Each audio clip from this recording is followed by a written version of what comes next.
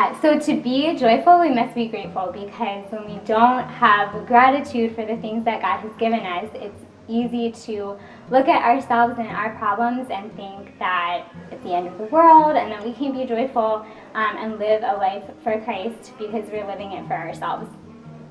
And it also comes in appreciation for the gifts that God has given us and the gifts that other people have given us through their lives. So an example of mine that it really just kind of struck me to the core. I was at Chick-fil-A with my friend, and we were talking about gratitude right before that, and she was explaining to me this example that a priest had given her about how to express gratitude and how to practice it. And it goes off from the Gospel of the Lepers, and so instead of having it be the one comes back grateful and the 9 go away, it's flipped around. So you have your one problem, the one thing that's hard in your life, the one thing that you're complaining about, and then you have to think about 9 things that you can be grateful for because of that one problem. And so in my situation, I was really, really stressed out about what I'm doing after graduation, and I just was so frustrated, and I just filled with a lot of anxiety, which I think is pretty normal. But I wasn't grateful for the present. I wasn't grateful for the fact that I have the ability to have a future after my graduation. I had to think about 9 things that I was grateful for because I was stressed out about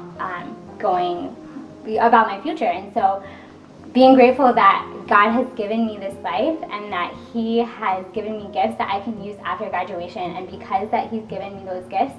I am able to use them, and that He has a plan for me, and not just a plan, but a plan for me to know Him and be in a relationship with Him, because that's the most important relationship that any of us have. And being grateful that my parents were able to send me to college, and that I have these friends that I've made in college, and that I'm able to learn freely, and I'm able to experience the love and care that my professors give me and the time that they give me, especially outside of class. And so thinking about 9 things that I'm grateful for because of this one situation, and it isn't just oh, I'm frustrated about this and I'm sad about this. It's also looking at how maybe a situation in your life is not blessing you, but it can be blessing somebody else. Like if you're frustrated and jealous about someone who has something else, like being grateful that they have that gift even though you don't have it. And so I think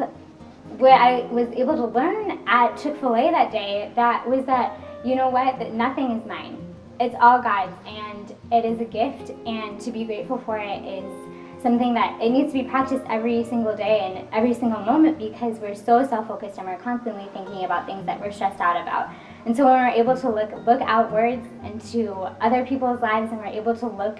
at what God has given us and be grateful for those moments, even in the moments that are stressful and the moments that are hard, it gives us the opportunity to live a life full of grace and give glory to God because He is good.